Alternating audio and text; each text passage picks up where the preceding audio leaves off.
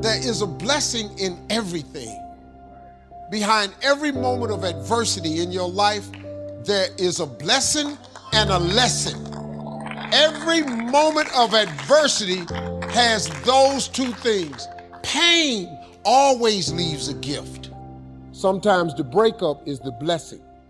See, sometimes you got to get rid of a man in order for God to give you the man that you really need. You just have to hang in there. He might have something better for you. Don't worry about the people that God has removed from your life. He saw things you didn't see. He heard conversations you couldn't hear, and he made moves you wouldn't make. And that's it. What do you do when what God gave you to ride in starts coming apart? Do you give up hope? Do you walk away? I don't want you to define success or to ask God to preserve the temporary. See, God promised to get you there, but he didn't say how. And if you're not careful, you will put all your energy and you'll put all of your work into preserving something that God only gave you for a season. God brings some people in your life to get you from point A to point B. The thing you was counting on to get you to the other side. The job you thought you'd retire with. The house you thought you'd have the rest of your life. And the storm got it. How many of you have lost some stuff in the storm? Lost some people in the storm, and it made you feel like a failure. It was a temporary blessing. If it was meant to stay, it couldn't leave. You're in love with what you had, and you think that if your life does not retain the shape that you started with, you don't think that it can get you where you're going. I have learned that every blessing doesn't come to stay. Every friend is not going to be a lifelong friend. And if they walk away, don't stand there and cry over what was, because if you'd have needed them for the future, they would have stayed. God put people in your life for a reason. Others are there for a season. And it's very important that you recognize when people's seasons are over. God put people in your life for a reason. Other people are there for a season. Is the season over? Or have you decided, because you're desperate, because you just need validation, you need all of these people and things around you, you've decided to drag these random people into the new season of your life?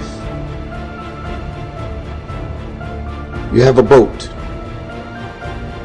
Your boat is at its capacity. And in order for your boat to not sink and go underwater, and that could be your career, that could be your life, that could be your personal life, your relationships, is that relationship over? Do you feel mentally, spiritually, and emotionally stimulated in that relationship? Are you just holding on to it because you got this concept of loyalty that you have overused and overabused? Well, I've learned that loyalty has an expiration date. Loyalty isn't some open-ended thing that just goes on forever, because technically some people just don't really make sense for your life and the new season, the mind and the space that you're in. Think about this. This is a reminder that loyalty has an expiration date. You ever been in a relationship with some folks 3 years ago, and then you run into them and then you like, man, what was I thinking dating her or dating him? And you almost want to beat yourself up for even the fact that you were in love or had all of these ridiculous feelings for this person. That shows you right there that loyalty has an expiration date. You could never see yourself not being with that person. But at a certain point, all of the signs and wonders revealed itself that relationship is over. So if you had drugged that person, those people, those friends, into the new season of your life wouldn't be going as well as it's going right now. We all have things happen to us in life that we don't understand. Doors that have closed, or people that have turned on us. It's easy to live frustrated and fight against everything we don't like. We think that it's holding us back. Everything serves His plan. Not just the good things. The person that walked away is serving His plan. If that wouldn't have happened, you couldn't reach your destiny. What you couldn't see was God had something better. You may not like it, it doesn't seem fair, but it's serving His plan. When you understand that everything serves His plan, then you won't live frustrated. You won't get upset because you didn't get your way. The person that walked away wasn't a coincidence, it was God moving them away. We need to see difficulties in a new light. How do you know that closed door, that disappointment, is not setting you up for something that you've never seen? The scripture says our steps are being ordered by the Lord.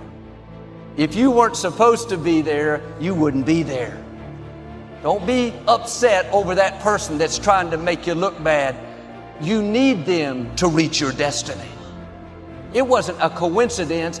It's positioning you for something bigger.